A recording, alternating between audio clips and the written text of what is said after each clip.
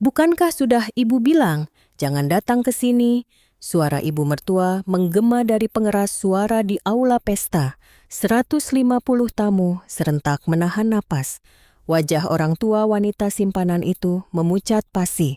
Ibu mertua tak sanggup bangkit dari kursinya.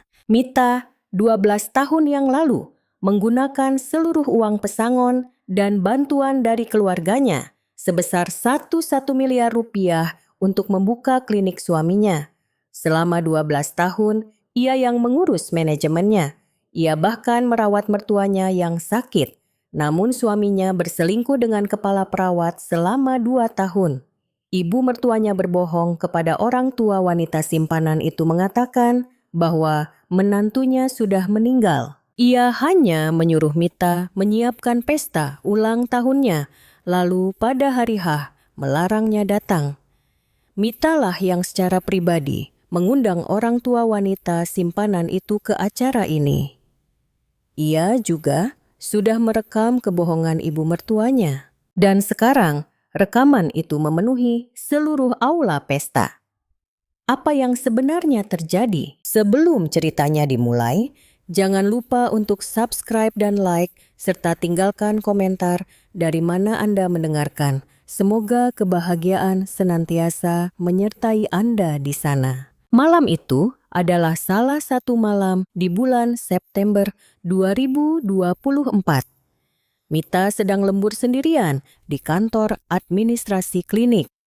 Di bawah cahaya lampu neon, hanya suara jemarinya yang menekan tombol kalkulator yang mengisi keheningan kantor.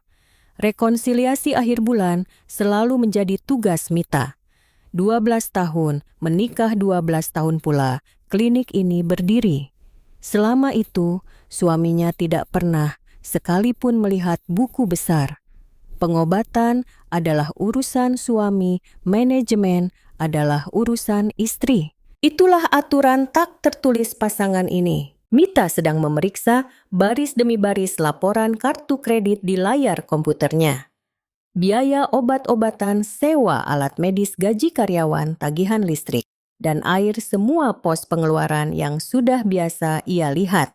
Lalu pandangannya berhenti pada satu baris. Biaya servis charge apartemen Kuningan Jakarta Selatan 7 juta rupiah per bulan, auto debit. Alis Mita sedikit mengernyit. Ini bukan pengeluaran yang berhubungan dengan klinik. Ia menggulir laporan itu ke atas. Pos yang sama tercetak setiap bulan tanpa pernah terlewat. 1 tahun lalu, 2 tahun lalu. Selama 24 bulan, setiap bulan 7 juta rupiah total, lebih dari 168 juta rupiah telah mengalir ke apartemen ini. Mita terdiam sejenak. Ia pernah mendengar suaminya membeli properti untuk investasi. Tapi biaya pengelolaan bulanan sebesar 7 juta rupiah.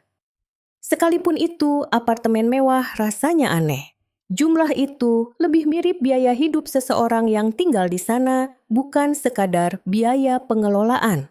Malam itu, setelah pulang, Mita bertanya pada suaminya dengan hati-hati, "Mas, kamu punya apartemen di Kuningan?" Bagus suaminya yang sedang berbaring di sofa sambil menatap ponselnya mengangkat kepala. Ekspresinya sama sekali tidak berubah. "Oh itu, aku beli satu untuk investasi." "Kenapa?" "Biaya bulanannya sepertinya besar sekali." "Memangnya tidak disewakan?" Bagus kembali menatap ponselnya seolah itu bukan masalah besar. "Sekarang susah cari penyewa, jadi aku biarkan kosong. Nanti kalau harganya naik baru dijual. Kamu tidak usah pusing." Nada bicaranya membuat Mita merasa tidak nyaman, terlalu tenang. Uang lebih dari 168 juta rupiah keluar begitu saja, tapi ia tidak berkedip sedikit pun. Namun, Mita tidak bertanya lebih jauh malam itu. Bagaimanapun, mereka sudah bersama selama 12 tahun. Harapan tidak mungkin masih lebih besar daripada kecurigaan. Tapi anehnya apartemen itu terus mengganggu pikirannya. Saat mencoba tidur, saat makan alamat itu tiba-tiba muncul di benaknya. Beberapa hari berlalu, perasaan tidak enak itu tidak kunjung hilang. Akhirnya Mita memutuskan untuk memeriksanya sendiri. Seminggu kemudian, dengan alasan ada urusan klinik, ia pulang lebih awal dan menuju ke Kuningan. Navigasi mengarahkannya ke sebuah gedung apartemen mewah. Saat memasuki lobi, lantai marmernya berkilauan. Jantung Mita mulai berdebar kencang. Kenapa ia segugup ini? Ia hanya ingin memastikan apartemen kosong milik suaminya. Ia naik lift ke lantai 15. Berjalan menyusuri koridor, ia berhenti di depan unit 1507. Di depan pintu ada kotak surat kecil. Mita tanpa sadar mengintip ke dalamnya. Saat itu juga jantungnya serasa berhenti berdetak. Di kotak surat itu tertempel label nama, Bagus Wijaya. Dan di sebelahnya tertulis nama lain, Soraya. Soraya.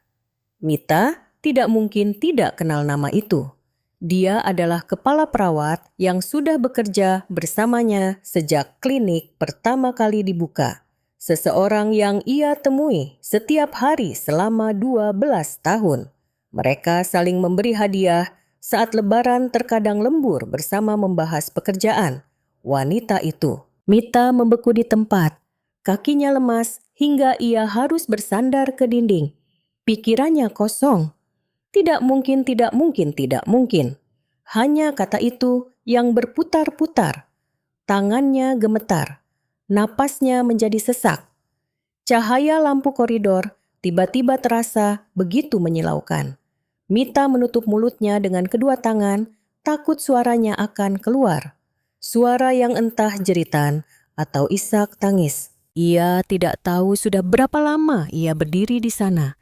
Saat tersadar, ia sudah berada di luar gedung. Ia tidak ingat bagaimana ia bisa turun dengan lift. Yang ia rasakan hanyalah angin malam yang menerpa wajahnya dan lampu-lampu neon kota yang terlihat kabur. Duduk di dalam mobil Mita, tidak bisa menyalakan mesin. Tangannya yang memegang setir terlalu gemetar. Wajahnya di kaca spion tampak pucat pasi. Matanya memerah. Perlahan, ia memutar kembali ingatan 2 tahun terakhir. Suaminya yang semakin sering lembur perjalanan dinas untuk seminar yang semakin sering dan keharusan pergi ke klinik bahkan di akhir pekan. Semua kepingan puzzle itu mulai menyatu. Mita menyandarkan dahinya di setir dan memejamkan mata. Hidupnya selama 48 tahun pernikahan, selama 12 tahun, semuanya terasa runtuh dalam sekejap. Tapi ia tidak menangis. Ia tidak bisa menangis. Kemarahan datang lebih dulu daripada kesedihan. Sesuatu yang panas membara dari lubuk hatinya. Mita perlahan mengangkat kepalanya. Ia menatap lurus matanya sendiri di kaca spion. Tak ada lagi kepanikan di sana. Sebagai gantinya, sorot matanya menjadi dingin dan tajam. Aku harus memastikannya, gumam Mita dengan suara rendah.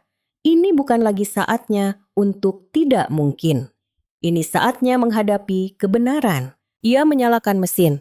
Mobil perlahan bergerak maju, menuju kegelapan dan menuju kebenaran. Malam itu, Mita tidak bisa tidur.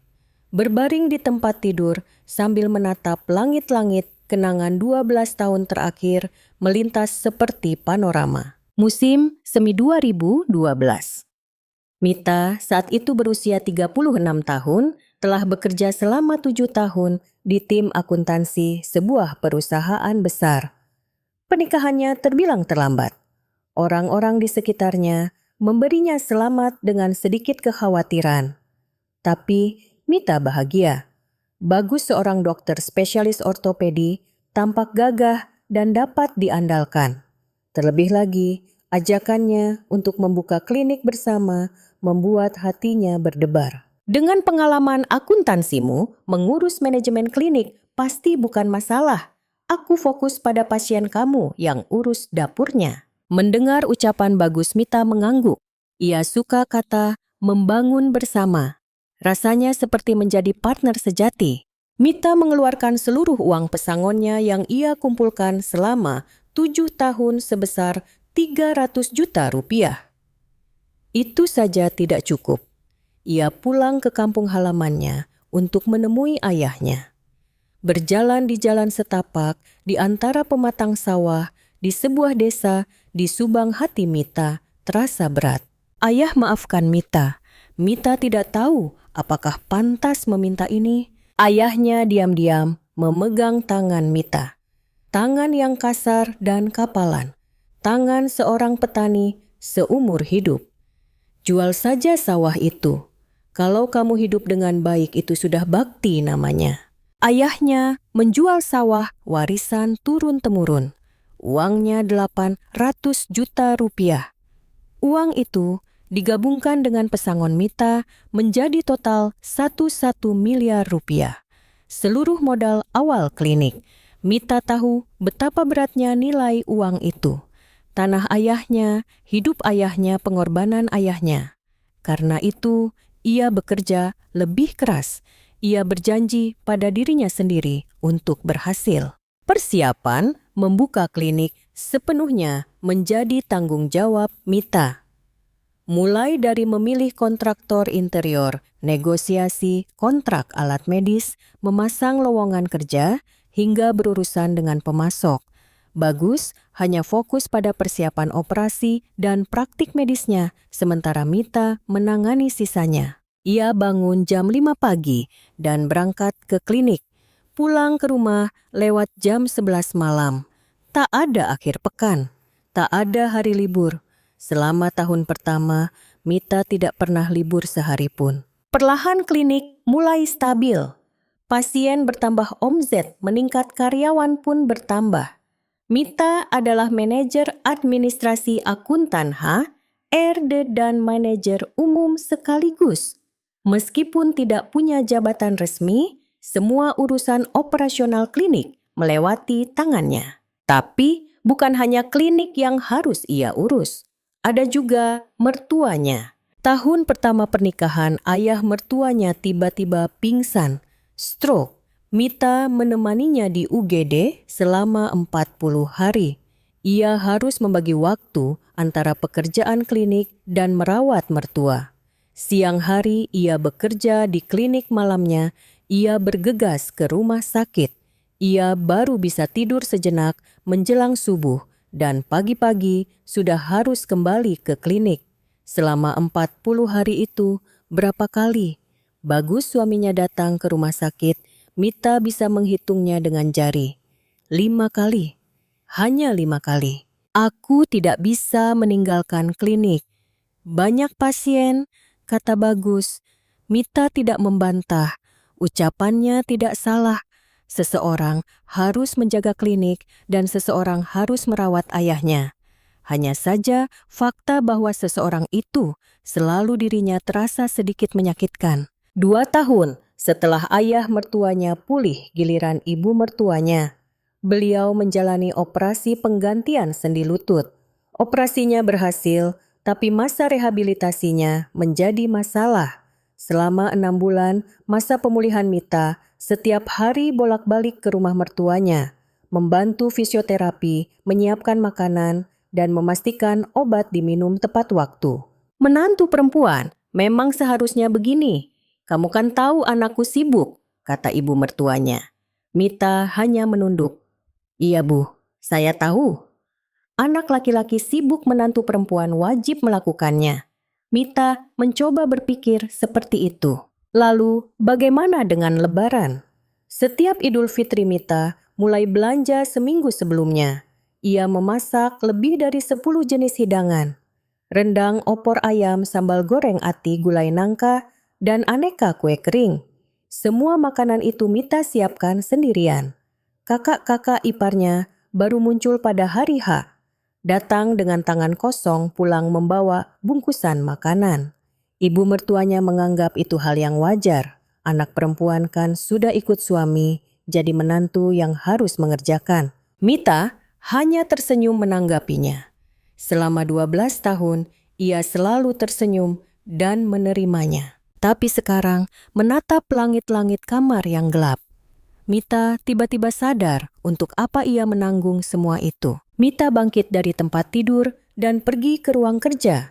Ia membuka laci dan mengeluarkan sebuah map, akta pendirian klinik. Dengan tangan gemetar, ia membuka dokumen itu. Pemilik Dr. Bagus Wijaya. Kepemilikan 100%. Nama Mita tidak ada dimanapun. Bahkan tidak 1% pun. Ia menginvestasikan 1 miliar rupiah dan mengabdikan 12 tahun hidupnya. Tapi secara hukum kepemilikan Mita di klinik ini adalah 0. Ia menatap kosong dokumen itu. Ujung jarinya terasa dingin. Dadanya terasa hampa.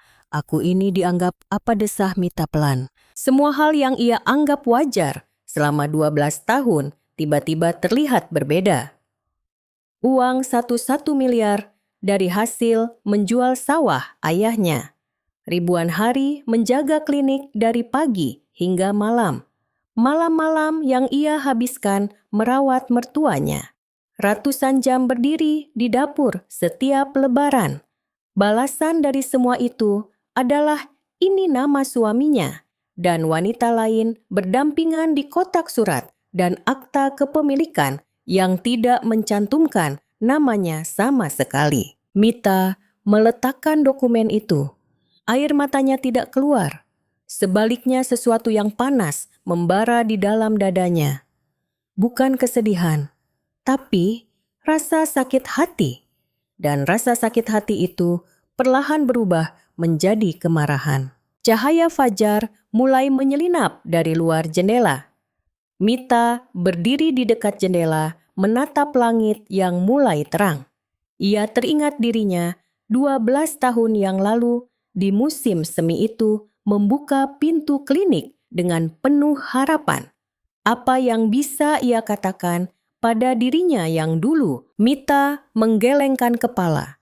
Masa lalu tidak bisa diubah, tapi masa depan akan berbeda. Ia tidak akan lagi hanya diam dan menerima. Ia akan merebutnya kembali. Seberat 12 tahun pengorbanannya. Mita merenung selama beberapa hari. Ia melewati malam-malam tanpa tidur memikirkannya sendirian. Ia bisa saja langsung mengkonfrontasi suaminya, tapi ada sesuatu yang ingin ia pastikan terlebih dahulu reaksi ibu mertuanya. Ada sebersit harapan sekecil apapun bahwa ibu mertuanya mungkin akan memihaknya. Bagaimanapun, ia telah merawatnya selama 12 tahun. Suatu sore di bulan Oktober 2024, Mita mengunjungi rumah mertuanya. Ibu mertuanya sedang duduk di sofa ruang tamu menonton televisi. Di usianya yang ke-77, punggungnya masih tegap. Berkat kebiasaannya menjaga kesehatan. Bu, ada yang ingin saya bicarakan. Suara Mita bergetar. Ibu mertuanya menjawab tanpa mengalihkan pandangan dari televisi. Apa soal klinik lagi? Bukan, soal Mas Bagus. Barulah ibu mertuanya menoleh. Dengan tangan gemetar, Mita mengeluarkan ponselnya. Foto kotak surat apartemen. 2 nama, Bagus Wijaya dan Soraya, tercetak berdampingan. Ini apa? Ibu mertuanya memperbaiki posisi kacamatanya dan melihat foto itu. Hening sejenak. Mita menahan napas menunggu reaksi ibu mertuanya. Bagaimana ekspresinya akan berubah, apa yang akan ia katakan. Jantungnya berdebar kencang. Soraya, perawat di klinik itu kan? Suara ibu mertuanya tenang. Tidak ada keterkejutan, tidak ada kepanikan. Hati Mita mencelos. Ibu, apa ibu sudah tahu? Ibu mertuanya mengembalikan ponsel itu pada Mita sambil menghela napas. Helaan napas itu lebih terdengar seperti gangguan daripada keterkejutan. Memangnya kenapa kalau laki-laki sedikit nakal di luar, semua juga begitu? Mita tidak percaya dengan apa yang ia dengar. Ia tidak bisa memahami apa yang baru saja dikatakan. Bu, apa maksud Ibu Mas Bagus sudah 2 tahun hidup bersama wanita lain? Terus kenapa? Apa dia berbuat salah padamu? Apa dia membuatmu kelaparan? Apa dia memukulmu? Mata ibu mertuanya dingin. Tatapannya tidak menunjukkan simpati rasa bersalah atau kemarahan.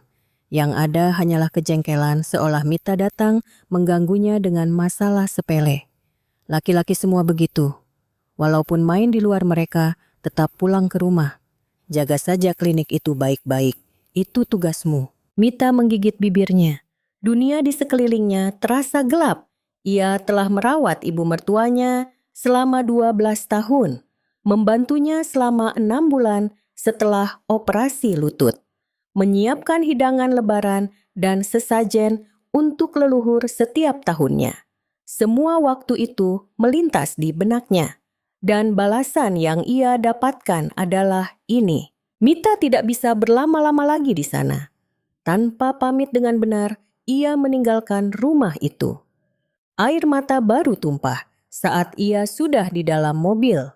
Air mata karena sakit hati. Tangisan karena pengkhianatan. Malam itu, Mita duduk berhadapan dengan Bagus. Meja ruang tamu memisahkan mereka. Mita tidak lagi berbasa-basi. Mas sudah berapa lama dengan Soraya? Wajah Bagus menegang, tapi ia tidak menyangkal. Ia tahu ia tidak bisa menyangkalnya. Siapa yang bilang ibu? Aku melihatnya sendiri. Di kotak surat apartemen nama kalian berdua tertulis bersama. Bagus terdiam cukup lama. Lalu ia menghela napas panjang. Helaan napas itu lebih banyak mengandung kejengkelan daripada penyesalan. Mita, aku terlalu sibuk dengan urusan klinik. Aku kesepian. Mita tidak percaya dengan apa yang didengarnya. Siapa yang menyuruhnya sibuk dengan urusan klinik? Siapa yang membuatnya harus menjaga klinik dari pagi hingga malam? Jadi salahku kalau aku mengurus klinik. Bukankah kamu yang memintanya? Kamu bilang kamu akan fokus pada pasien dan aku yang mengurus manajemen. Aku percaya padamu dan mengabdikan 12 tahun hidupku. Justru itu, aku jadi terlalu sibuk bekerja. Kamu tidak memperhatikanku. Bagus terus-menerus menolak mengakui kesalahannya. Sebaliknya, ia menyalahkan Mita. Pengabdiannya selama 12 tahun untuk klinik menjadi dosa yang kembali padanya. Mita menarik napas dalam-dalam. Ia sadar tidak ada gunanya lagi berbicara dengan pria ini. Kita cerai. Saat kata itu keluar udara di ruang tamu seolah membeku. Mata Bagus membelalak. Apa katamu? Aku bilang kita cerai. Aku sudah tidak bisa hidup denganmu lagi. Bagus tertawa sinis. Ekspresi wajahnya mengejek. Cerai, silakan kalau mau. Tapi ingat, kamu tidak akan mendapatkan apa-apa. Apa maksudmu? Kamu sudah lihat akta pendirian klinik. Apa ada namamu di sana? Tidak ada kan? Kalau kita cerai, kamu akan pergi dengan tangan kosong. Tangan Mita gemetar. Ia tahu namanya tidak ada di akta itu. Tapi mendengar langsung dari mulut suaminya, hatinya terasa seperti terkoyak. Beberapa hari kemudian, telepon dari ibu mertuanya datang. Mita, ibu, dengar kamu minta cerai. Kamu ini sadar atau tidak? Bu, saya serius. Serius apanya? Apa yang akan kamu dapatkan kalau cerai? Kamu akan diusir dengan tangan kosong. Tahu tidak? Suara ibu mertuanya tajam nyaris seperti ancaman.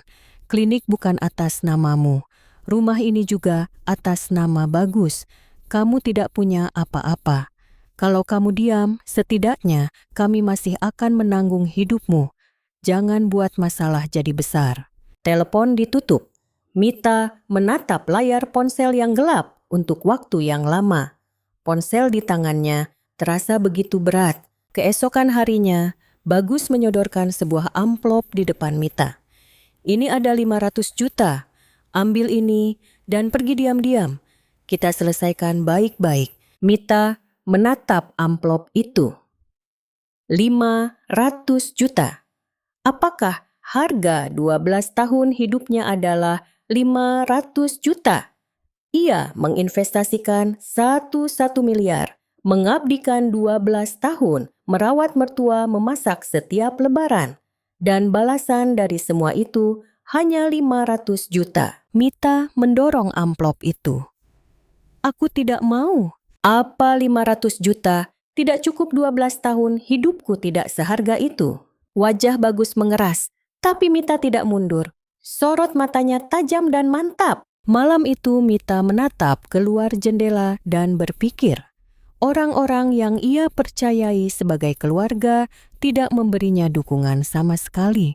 Ibu mertuanya, suaminya semuanya menjadi musuh. Ia sendirian. Tapi Mita tidak hancur. Sebaliknya, hatinya terasa semakin kuat. Kesedihan telah berlalu.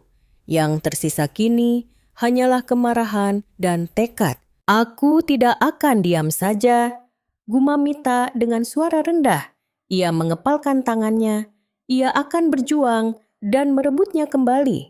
Apapun itu, bagaimanapun caranya, ia pasti akan melakukannya. Akhir Oktober, telepon dari ibu mertuanya datang lagi.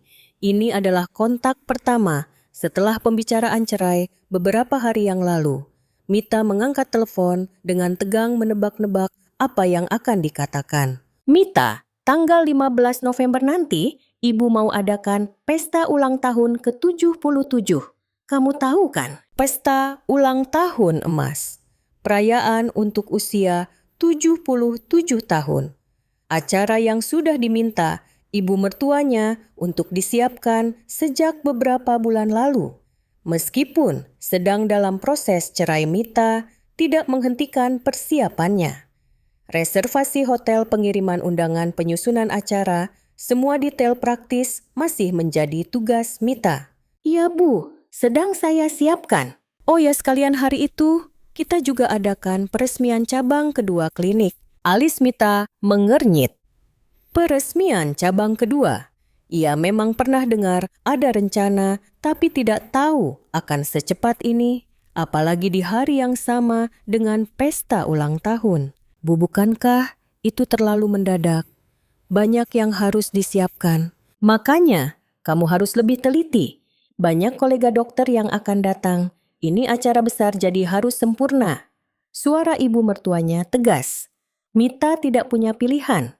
Ia hanya harus melakukan apa yang diperintahkan. Satu lagi, ibu mertuanya berhenti sejenak seolah ada hal lain yang ingin ia sampaikan. Hari itu kamu tidak usah datang. Mita tidak percaya dengan apa yang ia dengar.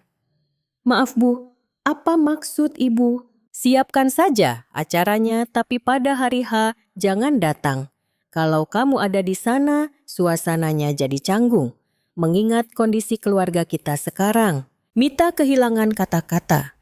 Ia telah merawat ibu mertuanya selama 12 tahun. Ia yang menyiapkan seluruh pesta ulang tahunnya. Tapi pada hari acara, ia dilarang datang. Apakah ini perlakuan yang pantas untuk seorang manusia? Bu, apa? Masuk akal saya yang menyiapkan semuanya, tapi tidak boleh datang. Masuk akal atau tidak itu, ibu yang tentukan. Lakukan saja apa yang diperintahkan. Telepon ditutup.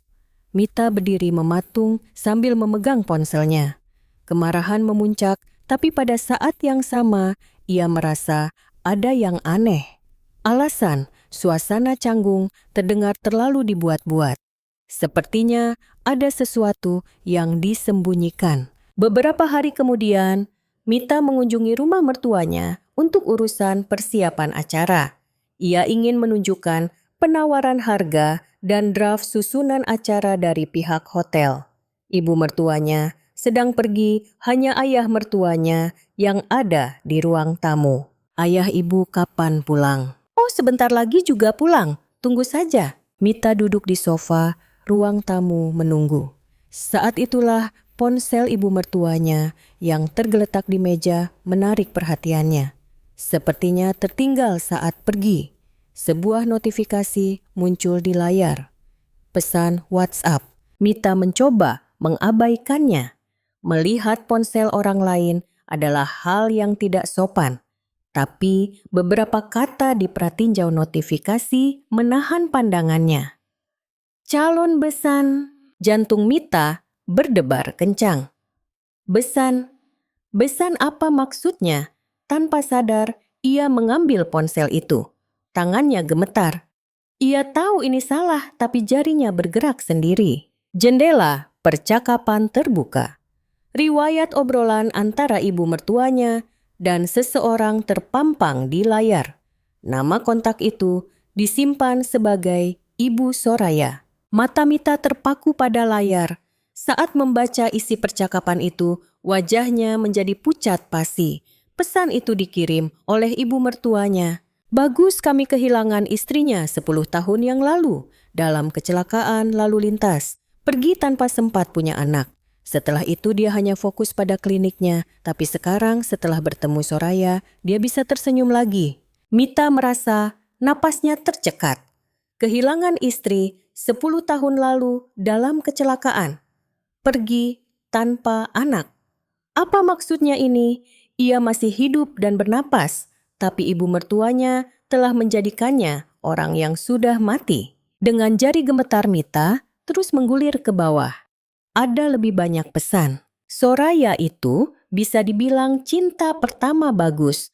Mereka sudah bersama sejak klinik pertama kali dibuka. Jodoh yang ditunggu selama 12 tahun. Jodoh yang ditunggu selama 12 tahun. Bukankah ibu mertuanya tahu apa yang telah ia lakukan selama 12 tahun itu? Orang yang menjaga klinik dari pagi hingga malam, merawat mertua dan memasak setiap lebaran adalah dirinya. Mita terus membaca. Pertemuan keluarga untuk membahas pernikahan dijadwalkan pada 16 November sehari setelah pesta ulang tahun. Ibu mertuanya dan orang tua Soraya akan bertemu untuk perkenalan resmi. Semuanya menjadi jelas. Alasan ia dilarang datang ke pesta agar keberadaannya tidak diketahui oleh orang tua Soraya. Akan menjadi masalah besar jika istri yang katanya sudah meninggal 10 tahun lalu ternyata masih hidup. Mita meletakkan ponsel itu. Tangannya terlalu gemetar untuk memegangnya lebih lama. Seluruh tubuhnya terasa lemas. Ia terduduk di sofa. 12 tahun. Selama 12 tahun, ia hidup sebagai menantu di rumah ini. Menjual sawah ayahnya untuk investasi 1 miliar rupiah. Merawat ayah mertuanya yang stroke selama 40 hari. Membantu ibu mertuanya selama 6 bulan setelah operasi lutut. Dan orang-orang ini telah menjadikannya orang yang sudah meninggal 10 tahun lalu. Mereka telah menghapus keberadaannya. Air mata Mita mulai mengalir. Air mata kemarahan. Air mata sakit hati. Tapi pada saat yang sama, ia merasakan sesuatu yang dingin membeku di dalam hatinya. Kesedihan lenyap digantikan oleh sesuatu yang sekeras es. Terdengar suara pintu depan terbuka. Ibu mertuanya sudah pulang. Mita cepat-cepat menghapus air matanya dan berdiri. "Oh, kamu sudah di sini. Kapan datang?" Suara ibu mertuanya acuh tak acuh seperti biasa. Mita berusaha mengendalikan ekspresinya. "Baru saja, Bu. Mau memberikan penawaran harga dari hotel." "Oh, begitu. Taruh saja di situ nanti Ibu lihat." Ibu mertuanya melewatinya dan mengambil ponselnya di meja. Ekspresinya tidak menunjukkan kecurigaan sama sekali. Wajah yang sama sekali tidak tahu apa yang baru saja Mita lihat. Mita pamit dan meninggalkan rumah mertuanya. Begitu masuk ke mobil, barulah ia bisa bernapas lega. Jantungnya berdebar kencang, tangannya masih gemetar. Tapi anehnya pikirannya justru menjadi jernih. Benarkah kemarahan yang mencapai puncaknya justru membuat orang menjadi tenang? Kepingan puzzle di kepalanya mulai menyatu. Ibu mertuanya berbohong pada orang tua Soraya, menjadikannya orang yang sudah mati 10 tahun lalu. Menjadwalkan pertemuan keluarga sehari setelah pesta dan melarangnya datang ke pesta. Semuanya sudah direncanakan. Rencana untuk menghapusnya sepenuhnya dan menyambut Soraya sebagai menantu baru. Konspirasi untuk membuat semua pengabdiannya selama 12 tahun seolah tidak pernah ada. Mita mencengkeram setir dengan erat. Buku-buku jarinya memutih. Mereka menjadikanku orang mati, bisiknya pelan. Saat mengucapkan kata-kata itu, setetes air mata terakhir jatuh dari matanya. Dan itu adalah yang terakhir. Tak ada lagi air mata. Sebagai gantinya, tekad yang dingin telah menetap di hatinya. Ia tidak bisa diam saja menerima ini. Jika mereka menjadikannya orang mati, maka ia akan muncul di hadapan mereka sebagai orang yang masih hidup. Di atas panggung yang mereka siapkan, ia akan mengungkap kebohongan mereka di depan semua orang. Mita perlahan menyalakan mesin. Mobil mulai bergerak. Rencana di kepalanya sudah mulai terbentuk. Pesta ulang tahun 15 November. Di hadapan 150 tamu dan kolega dokter. Di tempat yang sama di mana ibu mertuanya melarangnya datang. Mita akan pergi ke sana. Tidak, ia harus pergi dan mengungkap segalanya, bahwa ia masih hidup, bahwa ia telah mengabdi pada keluarga ini selama 12 tahun.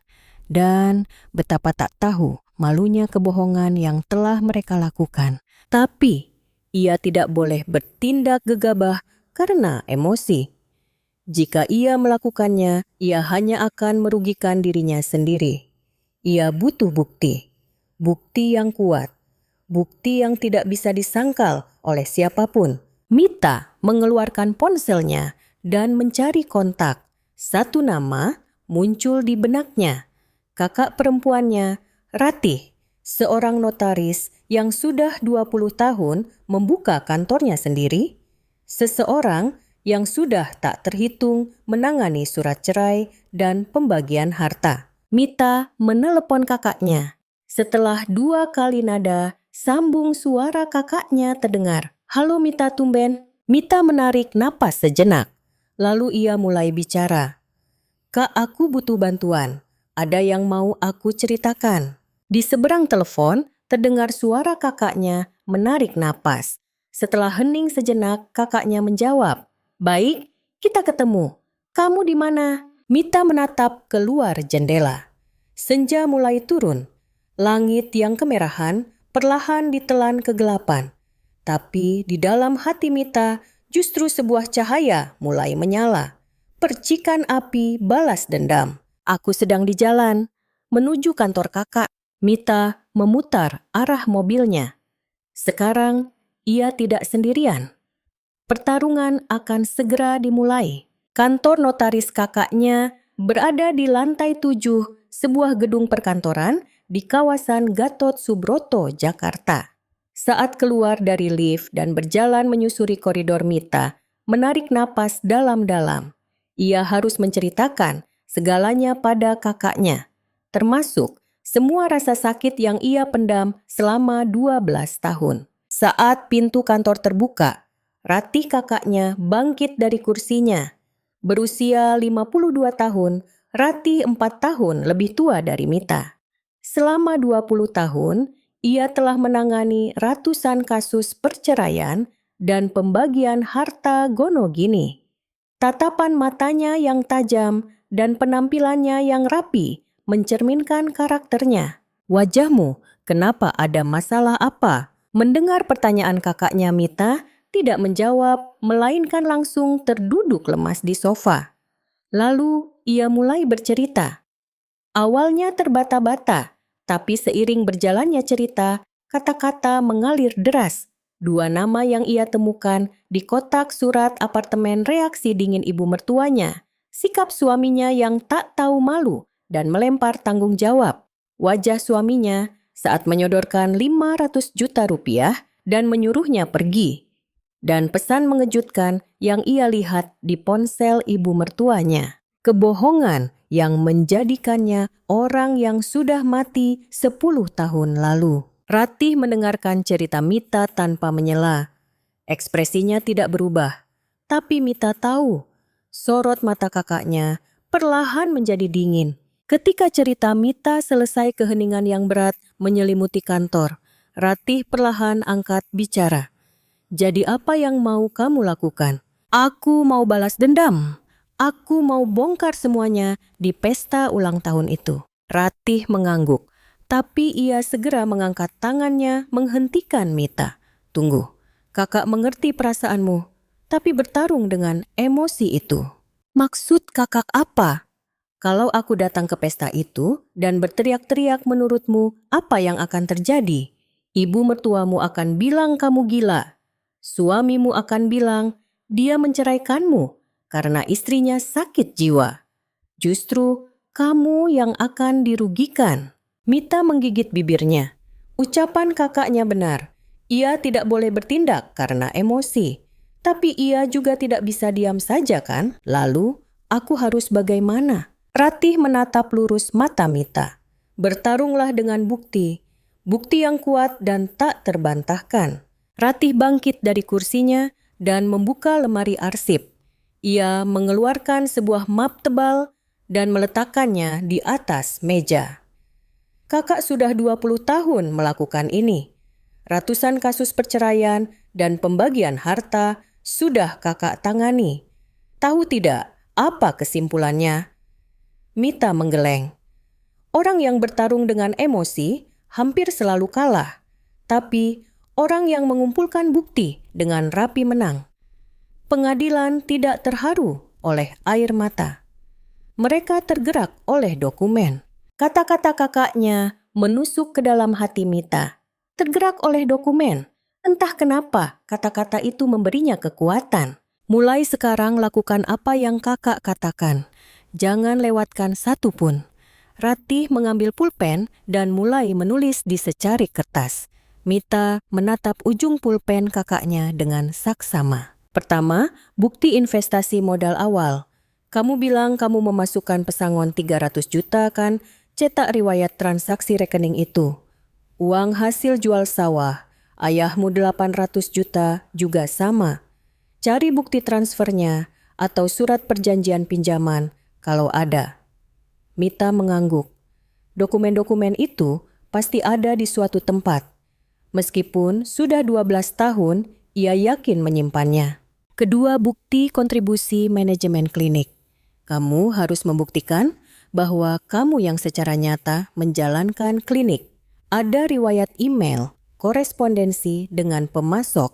Ada kontrak alat medis pemesanan obat email dengan kontraktor interior, semua lewat emailku. Bagus, cetak semuanya. Kamu juga yang pasang lowongan kerja kan? Kamu yang wawancara. Iya, hampir semua aku yang lakukan. Itu juga bukti. Kumpulkan semua dokumen terkait rekrutmen catatan wawancara salinan kontrak kerja karyawan. Catatan rapat dengan mitra bisnis juga cari kalau ada. Pulpen Ratih bergerak cepat di atas kertas, daftarnya semakin panjang. Ketiga, bukti perselingkuhan. Bisa cek akta kepemilikan apartemen itu? Mungkin bisa kalau aku cek sertifikatnya. Oke, cek itu. Pasti atas nama suamimu. Periksa juga laporan kartu kredit. Selain biaya pengelolaan apartemen, pasti ada pengeluaran lain. Hotel, restoran, pembelian hadiah. Mita membayangkan buku besar klinik. Karena ia yang melakukan rekonsiliasi bulanan, ia bisa memeriksa semua riwayat kartu kredit. Dan isi pesan di ponsel ibu mertuamu. Kamu tidak sempat ambil fotonya kan? Tidak sempat. Aku melihatnya buru-buru. Tidak apa-apa. Itu bisa kita buktikan dengan cara lain. Ratih meletakkan pulpennya dan menatap Mita. Yang keempat ini yang paling penting. Rekaman. Rekaman. Telepon ibu mertuamu langsung. Tanyakan apa yang dia katakan pada orang tua Soraya dan rekam percakapan itu. Mata Mita membelalak. Ada cara seperti itu. Apa rekaman bisa jadi bukti? Merekam percakapan antara pihak-pihak yang terlibat itu legal, bukan ilegal. Buat ibu mertuamu mengaku dengan mulutnya sendiri. Itu bukti paling kuat. Mita perlahan mengangguk. Rencana di kepalanya mulai terbentuk. Dan kamu harus menyewa pengacara. Pengacara yang spesialis pembagian harta gono gini.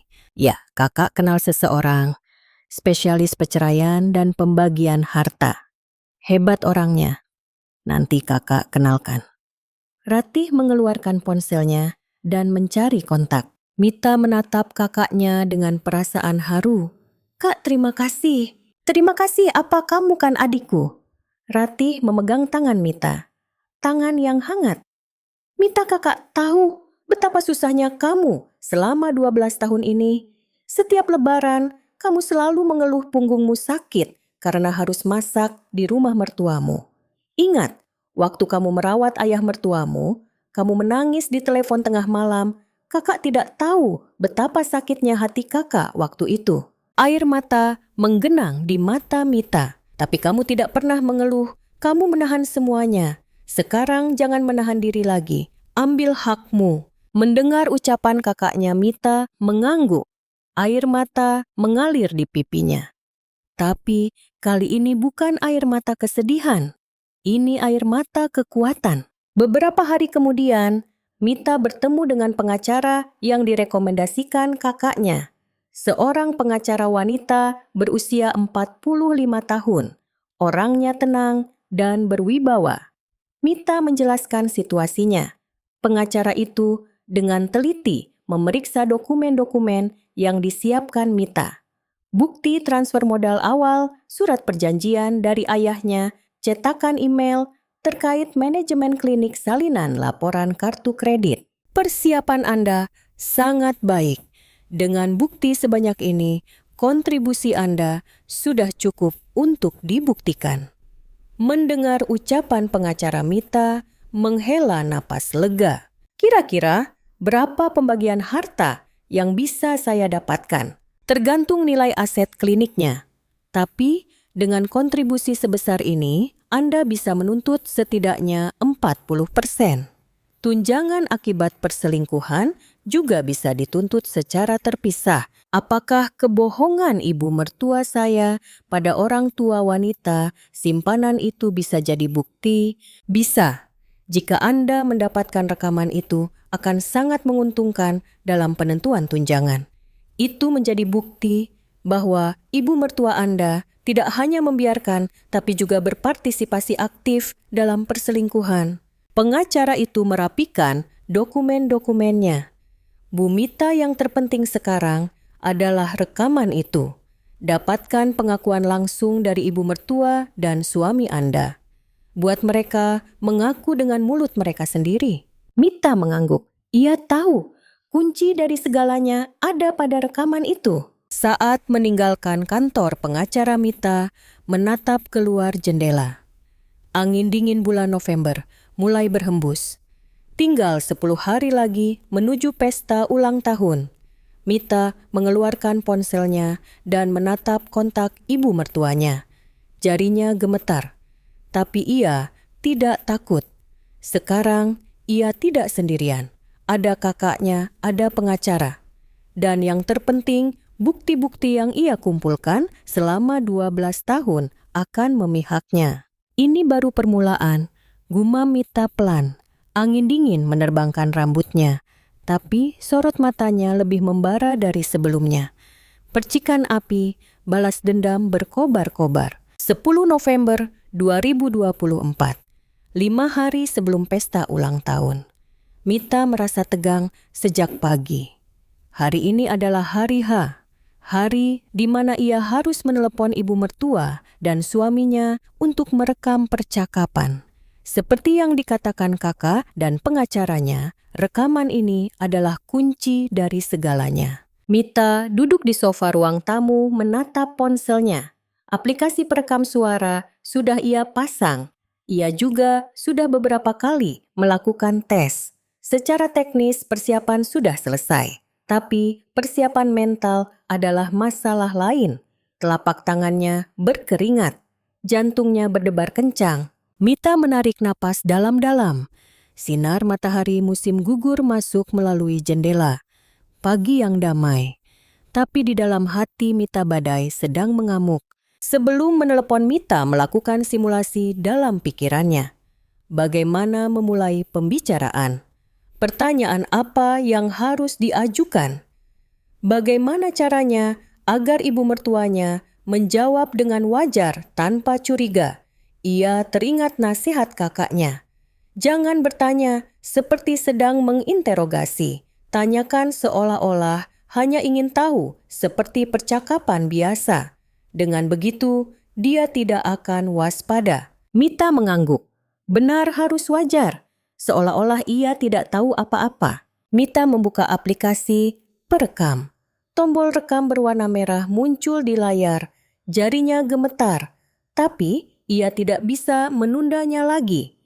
Mita menekan tombol rekam dan menelepon ibu mertuanya. Nada sambung berbunyi, 123. Pada nada sambung keempat, telepon diangkat. Halo, suara ibu mertuanya. Suara yang biasa sedikit diwarnai kejengkelan. Bu, ini Mita. Iya, ibu tahu. Kenapa? Mita berusaha menjaga suaranya tetap tenang. Jantungnya serasa mau meledak, tapi ia tidak boleh menunjukkannya. Saya mau konfirmasi soal persiapan pesta ulang tahun, Bu. Sedang cek ulang daftar tamu. Oh, ya sudah. Apa? Suara ibu mertuanya tidak terdengar waspada. Sepertinya ia percaya begitu saja alasan persiapan pesta. Mita sedikit lega dan melanjutkan. Orang tua Soraya juga datang kan, Bu? Saya tanya untuk pengaturan tempat duduk. Iya datang. Siapkan tempat yang bagus untuk mereka. Baik. Tapi Bu, soal keluarga kita, Ibu sudah cerita apa saja ke orang tua Soraya. Supaya nanti kalau saya menyapa, saya bisa menyesuaikan. Jantung Mita berdebar kencang. Ini adalah pertanyaan kunci. Bagaimana ibu mertuanya menjawab semuanya bergantung pada momen ini. Hening sejenak, Mita menahan napas. Apakah ibu mertuanya curiga atau hanya sedang berpikir, menyapa apa? Kamu kan tidak datang hari itu. Oh iya, Bu, benar juga. Tapi kan siapa tahu nanti ketemu di lain kesempatan. Saya harus tahu apa yang ibu katakan supaya bisa menyesuaikan. Mita berusaha menggunakan suara menantu yang patuh, suara yang disukai ibu mertuanya. Suara yang telah ia perankan selama 12 tahun. Terdengar suara ibu mertuanya tertawa kecil, lalu ia menjawab dengan santai. Ibu bilang istri pertamanya meninggal karena kecelakaan lalu lintas 10 tahun yang lalu. Tangan Mita gemetar. Mendengarnya langsung adalah kejutan yang berbeda. Tapi ia menahan emosinya dan bertanya. Oh begitu ya, Bu. Kalau soal anak, Ibu bilang dia pergi tanpa sempat punya anak. Makanya selama ini bagus hidup sendiri dan kesepian. Mita memejamkan mata. Hatinya terasa sakit. 12 tahun. Ia hidup bersama selama 12 tahun, tapi orang ini telah menjadikannya orang yang sudah mati 10 tahun lalu. Menghapus keberadaannya. Tapi ini belum berakhir. Mita menahan suaranya yang gemetar dan bertanya. Apa ibu bilang? Soraya itu cinta pertama Mas Bagus? Ya, ibu bilang Soraya itu seperti cinta pertamanya. Mereka kan sudah bersama sejak klinik dibuka. Jodoh yang ditunggu 12 tahun. Mita menggigit bibirnya. Jodoh yang ditunggu 12 tahun.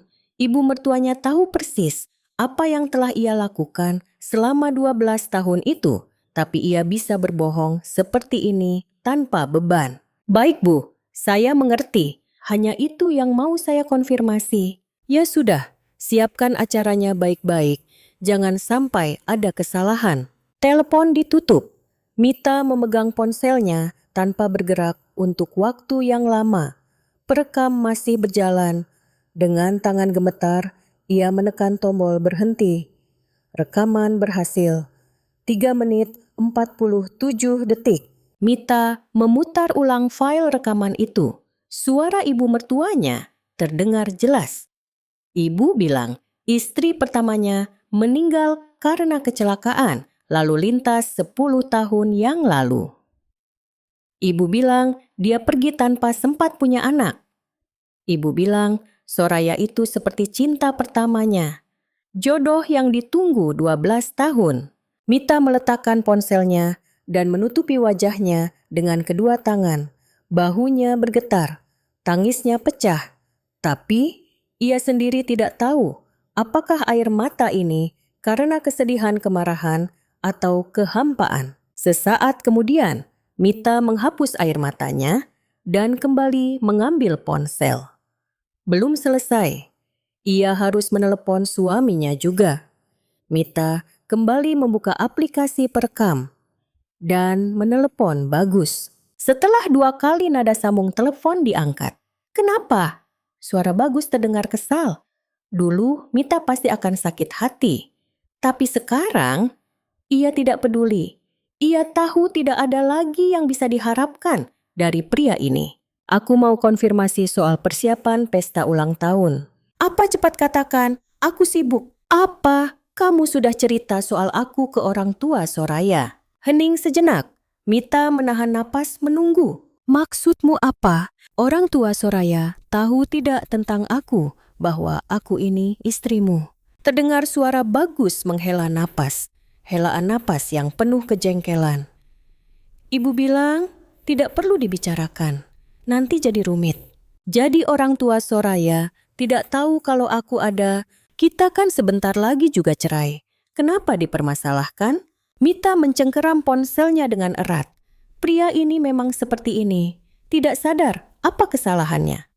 "Jadi orang tua Soraya tidak tahu kalau kamu sudah menikah begitu. Memangnya itu penting? Toh nanti juga akan selesai." "Baik, aku mengerti." Mita menutup telepon. Ia menekan tombol berhenti rekam. 2 menit 12 detik. Singkat tapi cukup. "Ibu bilang tidak perlu dibicarakan. Kita kan sebentar lagi juga cerai." 2 kalimat ini sudah cukup.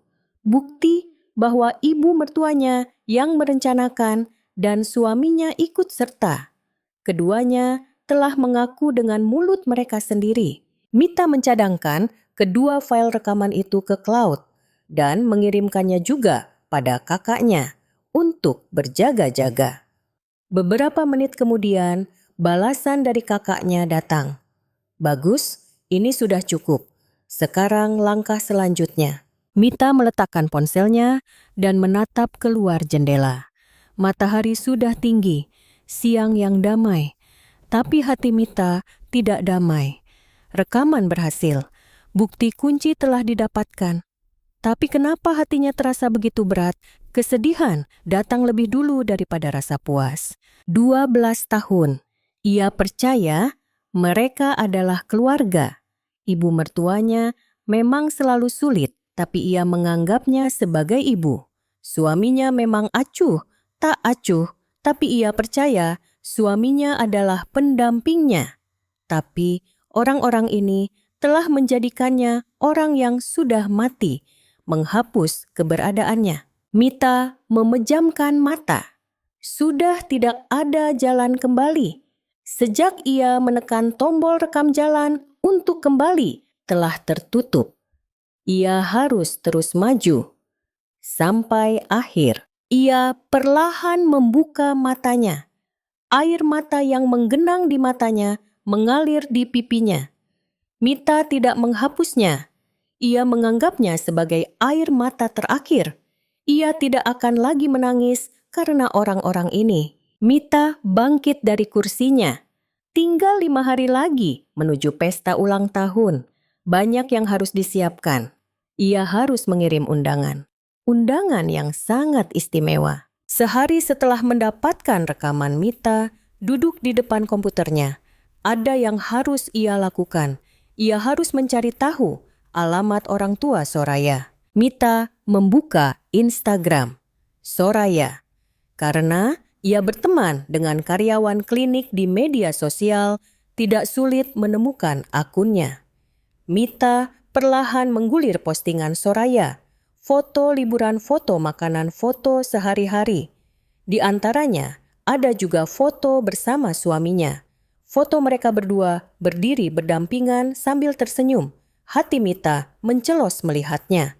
Tapi sekarang bukan waktunya untuk larut dalam perasaan. Mita terus menggulir. Lalu ia berhenti pada satu postingan. Foto lebaran. Foto yang sepertinya diambil di rumah orang tuanya. Di latar belakang foto terlihat sebuah kotak paket. Mita memperbesar foto itu. Alamat yang tertulis di kotak itu terlihat samar. Kota Bandung. Sisa alamatnya buram, tapi Bandung jelas terlihat. Mita mencari postingan lain. Ada postingan saat ulang tahun ibunya. Nama restorannya Ditek, sebuah restoran Sunda di Bandung. Mita mencari lokasi restoran itu. Bandung Barat. Kepingan puzzle mulai menyatu. Mita memeriksa postingan lain. Foto bersama ibunya dengan latar belakang sebuah taman. Ia mencari nama taman itu, lokasinya di sekitar Dago, Bandung. Mita menelepon kakaknya. Kak, aku sudah tahu kira-kira alamat orang tua Soraya. Sepertinya di daerah Dago, Bandung. Apa bisa cari alamat pastinya? Kakaknya berpikir sejenak lalu menjawab, kalau lewat sertifikat tanah, tidak bisa. Tunggu Sorayakan karyawan klinik. Di data kepegawaiannya ada kontak darurat kan? Mita menepuk dahinya. Benar, di formulir karyawan tercantum kontak darurat dan alamat wali. Data kepegawaian dipegang oleh Mita. Kak, terima kasih. Aku tahu. Mita berangkat ke klinik. Di lemari arsip administrasi, ia menemukan map kepegawaian Soraya. Di kolom kontak darurat tertulis nama ayahnya Bapak Hardi dan alamat lengkap di Bandung. Mita mencatat alamat itu. Tangannya gemetar. Akhirnya semua persiapan selesai. Malam itu, Mita membuat undangan. Bukan undangan pesta ulang tahun biasa. Undangan yang sangat istimewa. Mita mendesainnya sendiri di komputer. Bingkai mewah dengan huruf berwarna emas. Lalu ia menulis isinya. Perayaan 12. Tahun pernikahan. Bagus dan Mita ulang. Tahun ke-12 klinik ortopedi. Wijaya syukuran ulang tahun ke-77 ibu. 3 acara ditulis berdampingan. Perayaan 12 tahun pernikahan diletakkan paling atas. Di bawahnya tanggal, tempat, dan kontak. Mita mencetak undangan yang sudah jadi.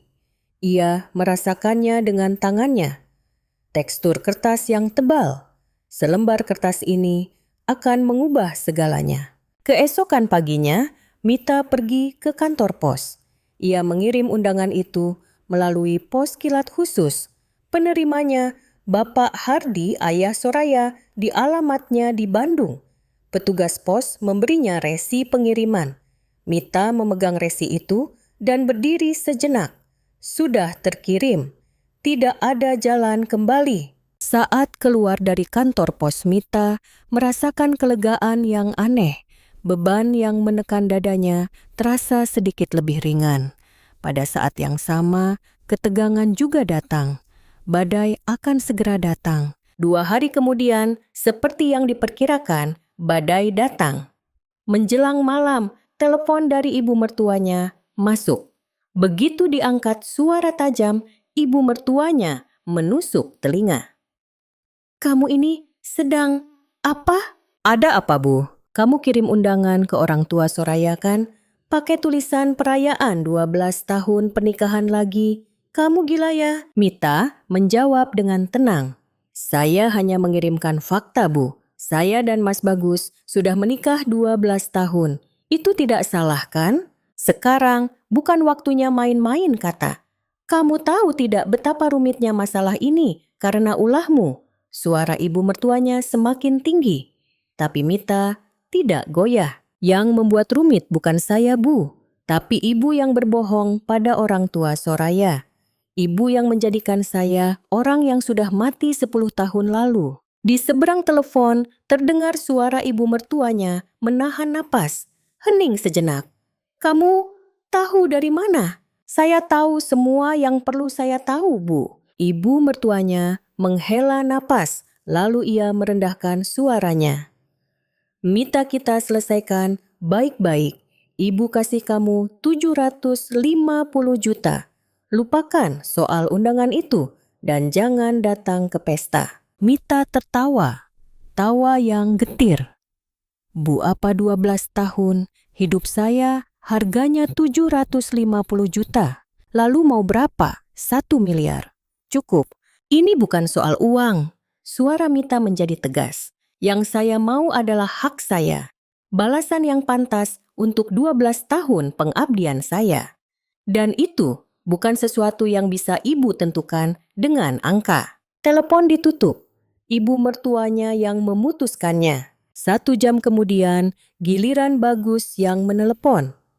Mita, aku dengar dari ibu.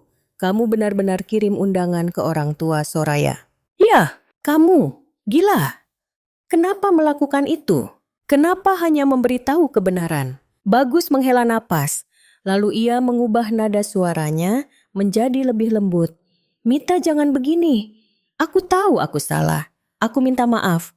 Tapi apa perlu sampai seperti ini? Mita tertawa sinis. Baru sekarang minta maaf. Setelah 2 tahun hidup dengan wanita lain dan membuat istrinya seolah sudah mati.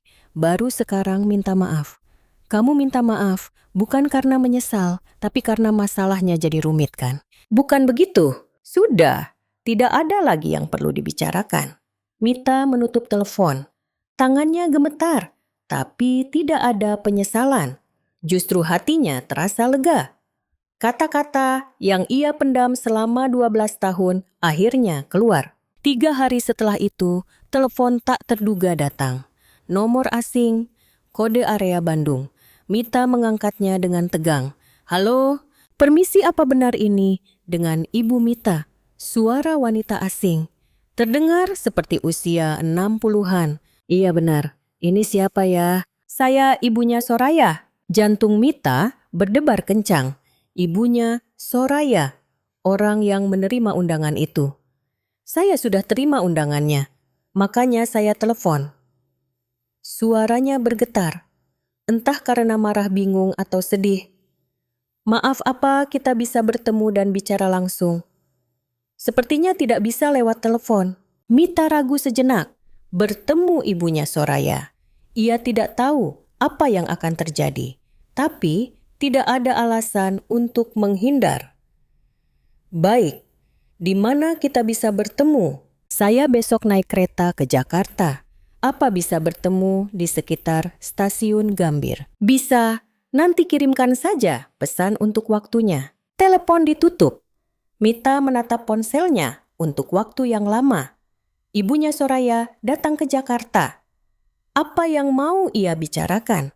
Apakah ia mau marah-marah atau ada alasan lain? Mita menatap keluar jendela. Bintang-bintang berkelip di langit malam. Tinggal 2 hari lagi menuju pesta. Semuanya berjalan begitu cepat. Mita menarik napas dalam-dalam. Apapun yang terjadi, ia sudah siap menerimanya. Dadu sudah dilempar. 14 November 2024, sehari sebelum pesta ulang tahun, Mita menuju ke kafe di dekat stasiun Gambir, tempat yang telah disepakati. Ibunya Soraya mengirim pesan akan tiba pukul 11 pagi. Mita datang lebih awal dan duduk di dekat jendela. Di tangannya ada sebuah map berisi dokumen. Sambil memesan kopi dan menunggu, Mita memikirkan banyak hal. Seperti apa ibunya Soraya? Apakah ia akan datang untuk marah-marah? Atau ia benar-benar ingin tahu kebenarannya? Apapun situasinya, ia sudah siap. Tepat pukul 11 pintu kafe terbuka. Seorang wanita berusia awal 60-an masuk. Pakaiannya sederhana, rambutnya rapi. Wajahnya penuh kelelahan dan kekhawatiran. Ia tampak cemas sambil melihat sekeliling. Mita bangkit dan mengangkat tangan. Permisi, apa benar ibu adalah ibunya Soraya? Wanita itu menatap Mita. Setelah ragu sejenak, ia perlahan mendekat. Benar Ibu Mita? Iya benar, silakan duduk. Ibunya Soraya duduk di seberang Mita. Keheningan yang canggung menyelimuti mereka. Mita yang pertama kali angkat bicara. Ibu datang dari jauh, mau minum apa, kopi teh? Ah, air hangat saja. Mita memesan air. Ibunya Soraya memainkan serbet di atas meja sambil mulai bicara. Saya kaget sekali waktu terima undangan itu. Tertulis perayaan 12 tahun pernikahan, saya kira ada yang salah. Tidak ada yang salah, Bu. Itu benar. Mita membuka mapnya. Ia mengeluarkan selembar dokumen dan meletakkannya di atas meja. Ini akta nikah kami, Bagus Wijaya dan Mita. Menikah 15 Maret 2012. Tahun ini sudah 12 tahun. Ibunya Soraya mengambil dokumen itu. Tangannya gemetar. Saat membacanya, wajahnya semakin pucat. Jadi, Dokter Bagus itu sudah menikah dari awal. Iya, kami sudah menikah 12 tahun. Memang belum punya anak, tapi kami membuka klinik bersama dan hidup bersama selama 12 tahun. Mita mengeluarkan sebuah album foto dari Map, mulai dari foto pernikahan hingga foto-foto selama 12 tahun. Peresmian klinik foto keluarga, saat lebaran foto liburan, jejak-jejak kehidupan mereka sebagai suami istri. Ibunya Soraya membalik halaman album sambil menghela napas, matanya memerah. Kami benar-benar tidak tahu, ibunya Dokter Bagus yang bilang.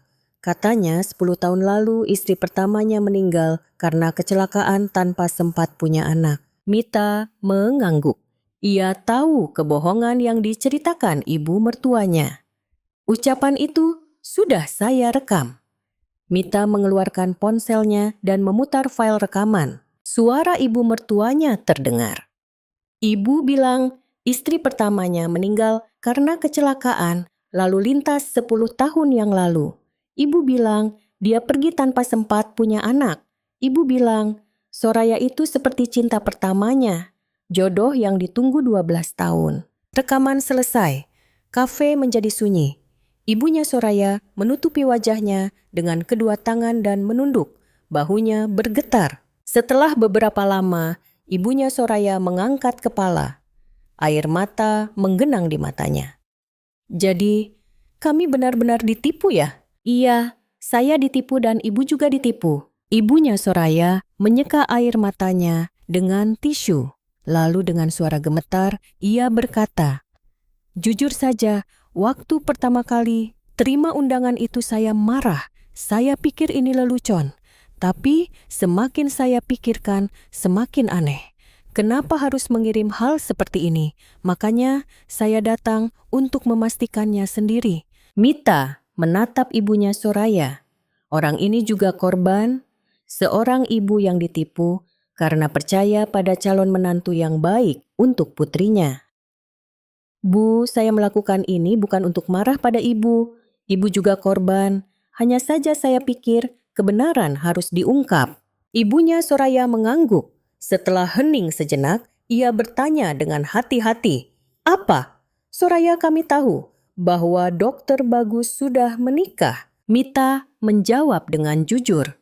Dia tahu Soraya sudah bekerja bersama kami sejak klinik pertama kali dibuka. Selama 12 tahun, saya ada di klinik sebagai istri pemilik. Tidak mungkin dia tidak tahu. Wajah ibunya Soraya mengeras. Air matanya kembali mengalir. Jadi, Soraya tahu tapi tetap merebut suami orang. Iya. Jawaban yang tegas. Mita tidak berniat menutupi apapun lagi. Ibunya Soraya harus tahu kebenarannya. Ibunya Soraya menangis cukup lama. Mita hanya diam menunggu, memberikan tisu dan menawarkan air. Ia tahu kesedihan wanita ini tulus. Setelah beberapa lama, ibunya Soraya menyeka air matanya dan berkata, "Bu Mita, saya akan jujur." Mita mengangguk. "Anak saya merusak rumah tangga orang itu sangat memalukan. Saya tidak tahu harus minta maaf bagaimana sebagai orang tua." Suara ibunya Soraya bergetar. Suara yang tulus. "Tapi ada satu hal yang ingin saya katakan. Saya benar-benar tidak tahu. Saya hanya percaya pada ucapan ibunya Dokter Bagus. Saya percaya dia dari keluarga baik-baik dan akan menjaga anak saya. Saya benar-benar ditipu." Mita mengangguk. "Saya tahu, Bu. Ibu adalah korban. Ibu mertua saya juga membohongi ibu." Ibunya Soraya memegang tangan Mita, tangan yang kasar dan hangat.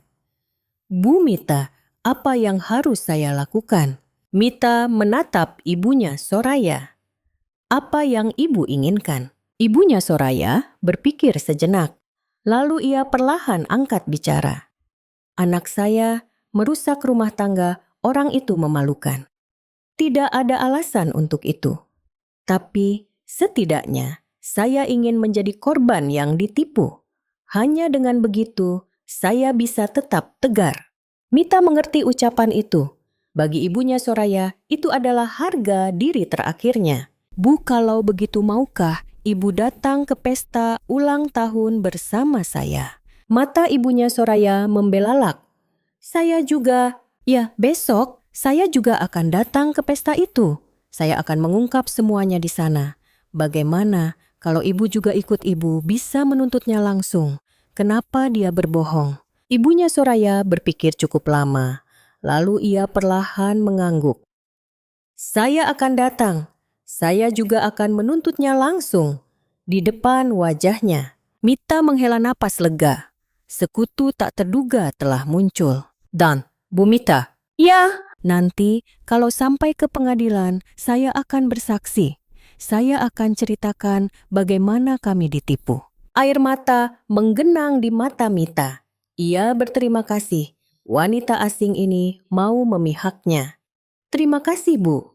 "Terima kasih apa ini? Hal yang wajar.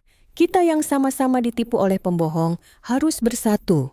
Ibunya Soraya tersenyum getir. Saat itu, ponsel ibunya Soraya berdering. Ia melihat layarnya dan wajahnya menegang. "Soraya."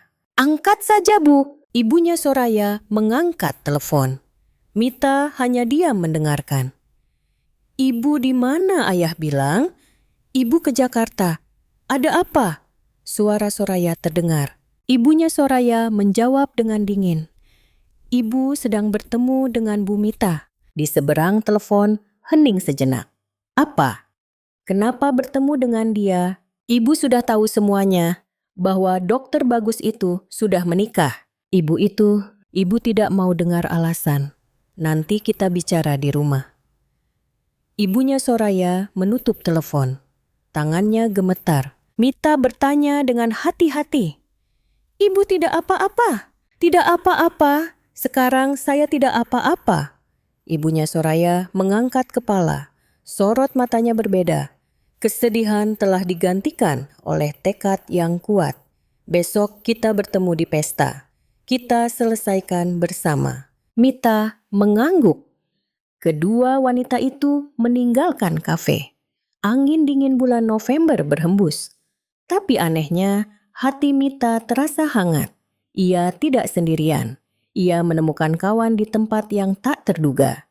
Besok semuanya akan berakhir. 15 November 2024. Akhirnya hari itu tiba. Mita terbangun pukul 5 pagi. Ia nyaris tidak tidur.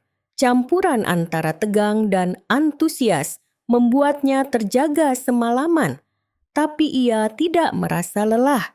Sebaliknya, seluruh tubuhnya terasa penuh energi. Ini adalah hari yang ia tunggu selama 12 tahun. Mita bangkit dari tempat tidur dan menatap keluar jendela. Fajar mulai menyingsing. Langit kelabu perlahan menjadi terang. Cuaca Jakarta hari ini cerah, hari yang baik untuk sebuah pesta. Mita mandi dan memilih pakaian.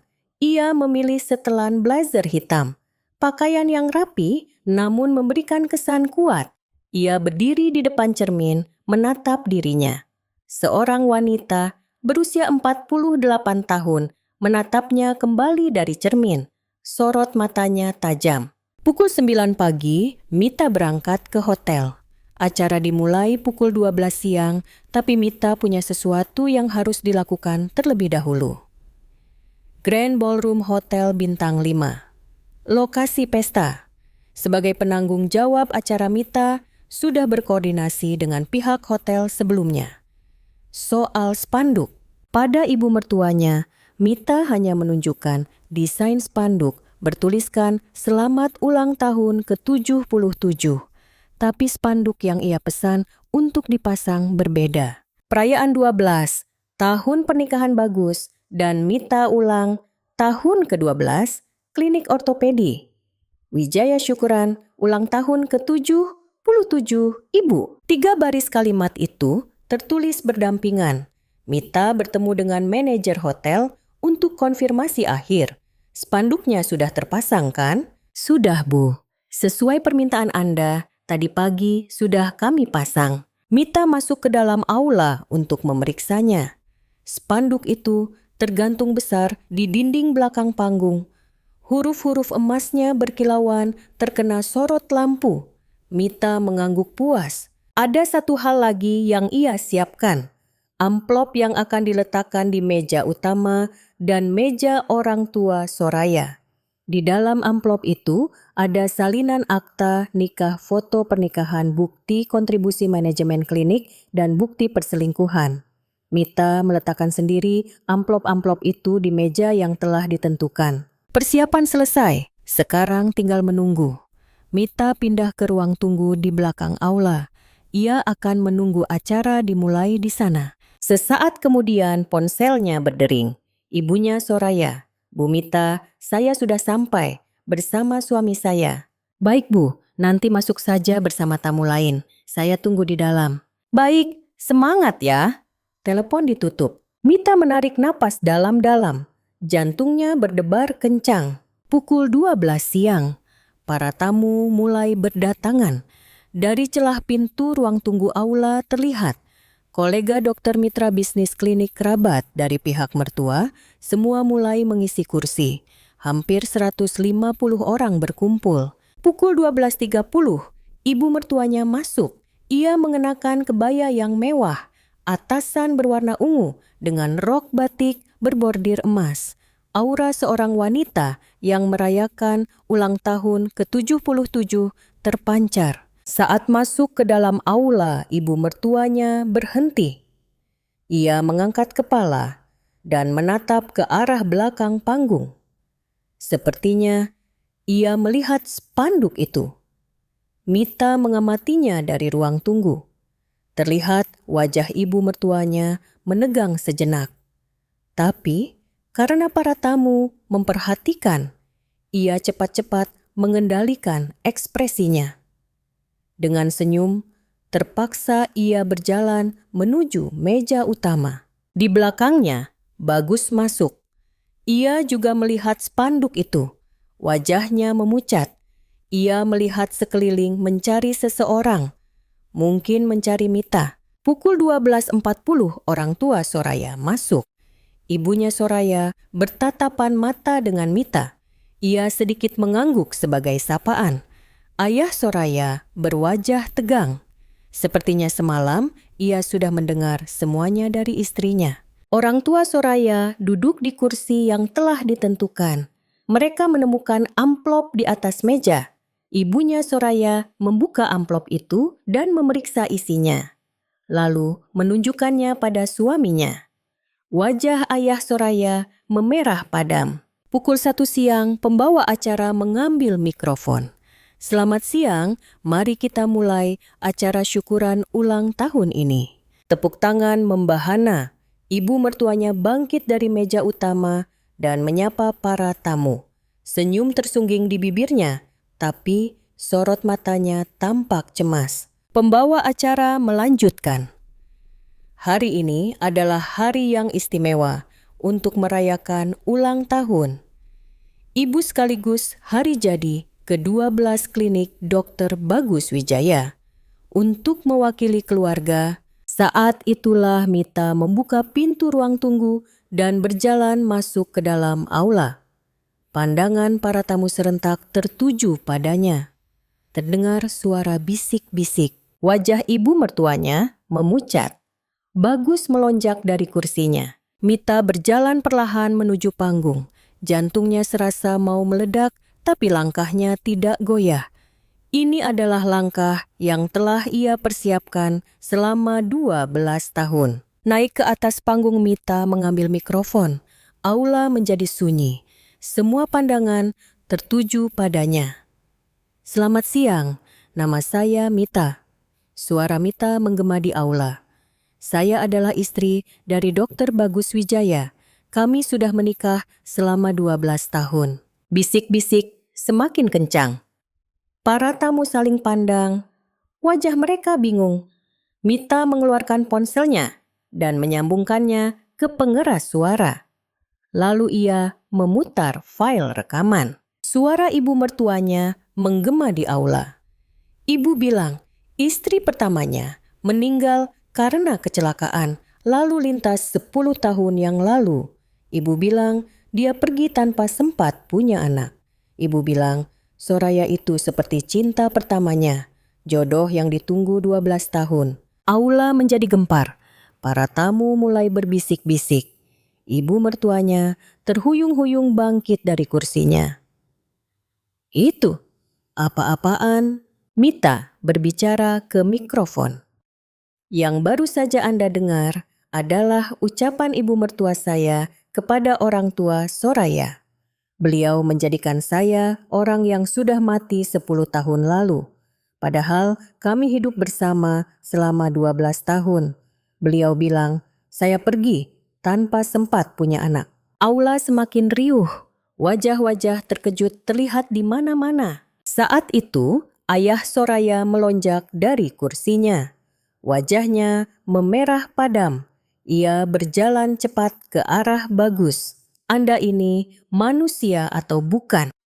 Ayah Soraya mencengkeram kerah ke meja. "Bagus, sudah punya istri tapi mendekati anak saya berbohong pada kami. Ini perbuatan manusia." Bagus tergagap.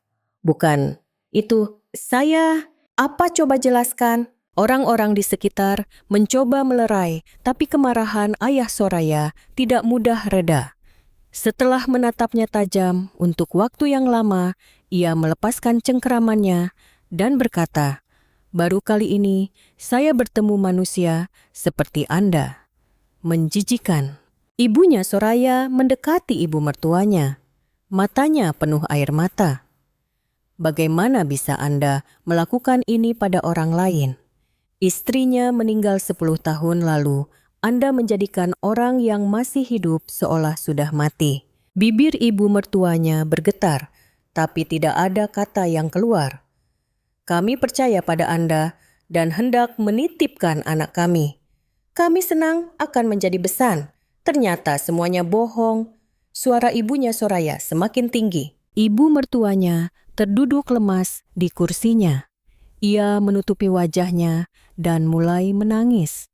Tapi entah air mata itu karena penyesalan rasa malu atau hanya kasihan pada diri sendiri. Aula menjadi kacau balau. Para tamu berbisik-bisik, beberapa mengeluarkan ponsel untuk merekam. Wajah para kolega dokter menegang. Mita turun dari panggung dan mendekati Bagus.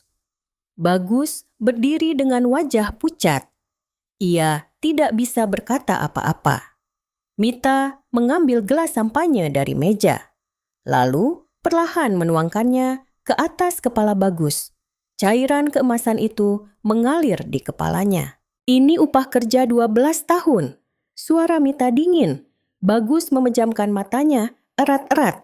Sampahnya mengalir di wajahnya. Mita mengeluarkan sebuah map dari tasnya. Surat gugatan cerai. Ia menyodorkannya ke dada Bagus. "Kita bertemu di pengadilan." Mita berbalik dan berjalan meninggalkan aula. Para tamu menyingkir memberinya jalan. Tak ada yang menghalanginya. Saat membuka pintu dan keluar air mata, Mita mengalir. Tapi ini bukan air mata kesedihan. Ini adalah ledakan dari semua yang ia pendam selama 12 tahun. Rasa sakit hati, kemarahan, kesedihan, dan kelegaan. Air mata dari semua perasaan yang bercampur aduk. Di luar angin dingin bulan November menerpa wajahnya. Mita menarik napas dalam-dalam. Dadanya terasa lega. Selesai. 12 tahun kebohongan telah berakhir. Sekarang adalah awal yang baru. Setelah insiden di pesta ulang tahun itu, kehidupan Mita beralih ke pertarungan hukum. Pada bulan Desember, Mita secara resmi mengajukan gugatan cerai. Tuntutan utama adalah pembagian harta gonogini dan tunjangan. Pengacaranya sangat percaya diri. Bukti-bukti sudah lebih dari cukup. Proses persidangan berjalan panjang dan melelahkan. Pihak Bagus memberikan berbagai macam alasan. Mereka mengklaim bahwa klinik itu berkembang berkat keahlian medisnya dan kontribusi Mita hanyalah sebagai asisten biasa.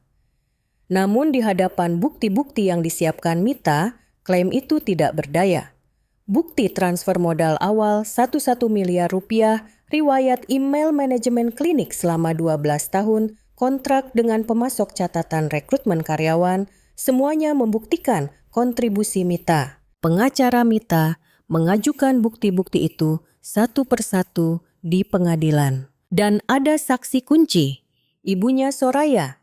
Sesuai janjinya, ibunya Soraya hadir di pengadilan. Ia memberikan kesaksian rinci tentang kebohongan yang ia dengar dari ibu mertua Mita dan bagaimana ia ditipu. Ucapan tentang kecelakaan 10 tahun lalu, tentang tidak punya anak, tentang Soraya adalah cinta pertama. Bagus, semua kebohongan itu tercatat dalam berita acara persidangan. Keluarga kami benar-benar ditipu. Kami percaya dia adalah calon menantu yang baik. Ternyata semuanya bohong. Kesaksian ibunya Soraya sangat kuat. Itu menjadi bukti bahwa ibu mertua Mita tidak hanya membiarkan, tapi juga berpartisipasi aktif dalam perselingkuhan. Maret 2026. Akhirnya, putusan keluar. Setelah 16 bulan pertarungan panjang, pengadilan memenangkan Mita. Pengadilan mengakui kontribusi Mita sebesar 40% terhadap aset yang diperoleh selama pernikahan, yaitu klinik. Dengan nilai aset klinik sebesar 8 miliar rupiah, 40% bagian Mita adalah 32 miliar rupiah. Ditambah lagi dengan tunjangan. Selain tunjangan, dasar akibat perselingkuhan, keterlibatan ibu mertua dan penipuan terhadap keluarga Soraya menjadi faktor pemberat. Total tunjangan yang dikabulkan sebesar 1 miliar rupiah. 32 miliar rupiah tambah 1 miliar rupiah total 42 miliar rupiah. Mita menerima salinan putusan dan menatapnya lama. Angka-angka itu tidak terlalu ia perhatikan. Sebaliknya satu kalimat menusuk ke dalam hatinya. Kontribusi nyata penggugat dalam perolehan harta selama masa perkawinan diakui. Pengabdiannya selama 12 tahun akhirnya diakui.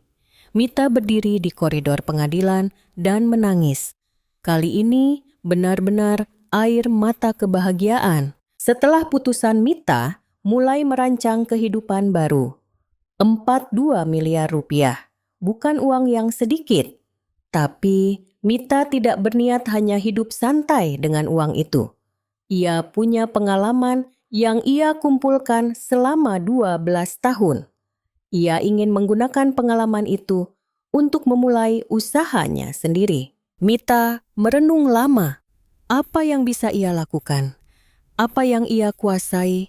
Lalu tiba-tiba ia teringat saat-saat ia merawat mertuanya. Merawat ayah mertua yang stroke selama 40 hari, membantu rehabilitasi ibu mertua selama 6 bulan. Meskipun sulit, pengalaman itu telah mengajarinya sesuatu. Juni 2027, Mita membuka sebuah agen perawatan lansia di rumah home care. Namanya Mita Care. Ia memulainya dari skala kecil. 5 orang karyawan, belasan klien. Tapi Mita punya pengalaman 12 tahun mengelola klinik. Ia tahu cara mengelolanya dengan efisien, cara membuat klien puas. Terlebih lagi, karena ia pernah merawat sendiri, ia bisa memahami perasaan keluarga. Agennya mulai dikenal dari mulut ke mulut. Pemiliknya punya pengalaman merawat sendiri jadi beda. Begitu kata orang-orang. Klien bertambah, karyawan pun bertambah. Agen kecil itu perlahan tumbuh. September 2027. Seseorang yang tak terduga datang ke dalam hidup Mita. Siang itu adalah hari biasa. Seorang tamu datang ke kantornya. Seorang pria berusia akhir 50-an. Berpakaian rapi dengan kesan ramah. "Selamat siang. Apa benar ini dengan Ibu Mita, pemiliknya?" "Iya benar. Ada yang bisa saya bantu." "Saya Heru Wijoyo. Saya punya perusahaan farmasi. Saya sedang mempertimbangkan untuk berinvestasi di bidang perawatan lansia dan saya dengar tempat ini bagus." Heru Wijoyo, pemilik sebuah perusahaan farmasi skala menengah. Perusahaan dengan omset tahunan 500 miliar rupiah. Mita mempersilakannya masuk ke ruangannya. Heru melihat-lihat kantornya. Fasilitas cara kerja sistem pelatihan karyawan, ia memeriksanya dengan teliti. Mita menjawab setiap pertanyaannya. "Saya dengar Ibu punya pengalaman merawat sendiri." "Iya, dulu saya merawat mertua saya. Pengalaman itu yang menjadi alasan saya memulai usaha ini." Heru mengangguk. Pantas saja berbeda, karena yang mengelola bukan orang yang hanya tahu dari buku, tapi yang pernah mengalaminya sendiri. Mendengar ucapan itu, Mita merasakan sesuatu yang aneh. Merawat mertua adalah masa-masa yang sulit dan penuh sakit hati. Tapi masa-masa itu kini menjadi kekuatannya. Heru beberapa kali lagi datang ke kantor untuk membahas investasi. Setiap kali bertemu mereka mengobrol banyak hal. Bukan hanya soal bisnis, tapi juga tentang kehidupan masing-masing. Heru juga punya cerita. Istrinya meninggal karena sakit 12 tahun yang lalu. Ia hidup sendiri tanpa anak. Setelah istrinya meninggal, ia hanya fokus pada pekerjaan. "Saya juga 12 tahun, kata Mita. "Maksudnya, saya juga menikah selama 12 tahun, meskipun sekarang sudah berakhir." Heru menatap Mita, sorot matanya penuh pengertian dan simpati. 12 tahun bukan waktu yang singkat. Pasti berat sekali ya. Berat, tapi karena ada masa-masa itu, makanya ada saya yang sekarang. Saya tidak menyesal. Heru tersenyum tipis. Mendengar itu, saya jadi tahu ibu orang seperti apa. Seseorang yang pengalamannya selama 12 tahun benar-benar meresap. Itu bukan penderitaan, itu keahlian. Kata-kata itu membekas lama di hati Mita. Bukan penderitaan, itu keahlian. Baru kali ini ada yang menilai 12 tahun hidupnya seperti itu. Mereka memulai sebagai mitra bisnis, tapi perlahan saling tertarik. Ada sesuatu yang menghubungkan orang-orang yang pernah mengalami luka yang sama. Hubungan di mana mereka bisa saling memahami luka dan mendukung pemulihan. Mei 2028. Mita dan Heru menikah. Bukan pernikahan yang mewah, hanya upacara sederhana di sebuah kapel kecil di Bali. Tamunya hanya sekitar 20 orang. Kakaknya Ratih dan teman-teman dekat. "Wah, kamu benar-benar membalikan keadaan," kata Ratih sambil memegang tangan Mita. "Membalikan keadaan apa? Cuma bertemu orang baik." "Orang baik tidak datang begitu saja. Dia datang karena kamu hidup dengan baik." Mita tersenyum. Mungkin ucapan kakaknya ada benarnya. Heru mendekati Mita. "Sedang bicara apa?" "Kakak bilang saya membalikan keadaan." "Membalikan keadaan?" "Entahlah. Menurut saya, ini bukan membalikan keadaan, tapi memulai dengan benar meskipun terlambat." Heru memegang tangan Mita. Tangan yang hangat. Sementara itu, bagaimana nasib orang-orang yang telah mengkhianati Mita? Setelah Mita pergi bagus kesulitan mengelola kliniknya, tidak ada lagi yang mengurus manajemen. Skandal di pesta ulang tahun itu menyebar di kalangan medis, pasien pun mulai pergi. Rencana membuka cabang kedua dibatalkan dan klinik pertama pun harus diperkecil skalanya. Hubungannya dengan Soraya juga tidak bertahan lama. Setelah kebenaran terungkap, orang tua Soraya menentang keras dan Soraya sendiri kecewa pada Bagus. Akhirnya, Soraya yang lebih dulu pergi. Terdengar kabar ia berhenti dari klinik dan pindah keluar kota. Ibu mertuanya setelah pesta ulang tahun itu tidak berani lagi muncul di depan umum. Gosip tentang keluarga pembohong menyebar di kalangan medis dan teman-temannya. Harga diri yang ia banggakan seumur hidupnya hancur lebur. Terdengar kabar ia tidak pernah lagi datang ke arisan dan hanya mengurung diri di rumah. Mendengar kabar itu, Mita hanya biasa saja. Tidak merasa puas, tidak juga kasihan. Ia hanya berpikir itu adalah karma. Musim gugur 2028. Mita Care membuka cabang ketiga. Hasil dari investasi Heru dan kemampuan manajemen Mita, usaha yang dimulai dari agen kecil kini telah berkembang menjadi perusahaan yang cukup besar. Pada hari peresmian Mita berdiri di depan kantor baru dan menatap papan nama, Mita Care cabang ketiga. Namanya sendiri bersinar terang. Heru mendekat dan merangkul bahu Mita. Bagaimana perasaannya? Mita berpikir sejenak. 12 tahun yang lalu, pada peresmian klinik, ia juga berdiri di tempat seperti ini. Saat itu, klinik itu adalah milik suaminya. Namanya tidak ada dimanapun. Tapi sekarang berbeda. Permulaan kali ini benar-benar milikku, kata Mita. Tentu saja, milik ibu direktur. Heru tertawa. Mita ikut tertawa. Angin berhembus. Sinar matahari musim gugur terasa hangat. Mita memejamkan mata dan merasakan kehangatan itu. Usia 52 tahun. Bisa dibilang sudah terlambat. Tapi bagi Mita, usia hanyalah angka. Yang penting adalah saat ini ia bahagia. Ia hidup bukan lagi sebagai menantu seseorang atau istri seseorang, tapi sebagai Mita. Mita membuka matanya. Ia menatap jalan yang terbentang di depannya. Jalan masih panjang, tapi ia tidak takut. Sekarang ia tidak sendirian. Ini adalah awal yang baru, awal dari kehidupannya yang sesungguhnya. Jika cerita hari ini meninggalkan sedikit getaran di hati Anda boleh mampir lagi ke sini sesekali. Jika ada waktu, tinggalkan satu kalimat hangat untuk tokoh utama dalam cerita ini. Mungkin hati itu akan membuat hari esok seseorang menjadi lebih kuat. Saya dengan tulus mendoakan hari ini dan hari esok Anda. Di sini adalah suara hati. Terima kasih.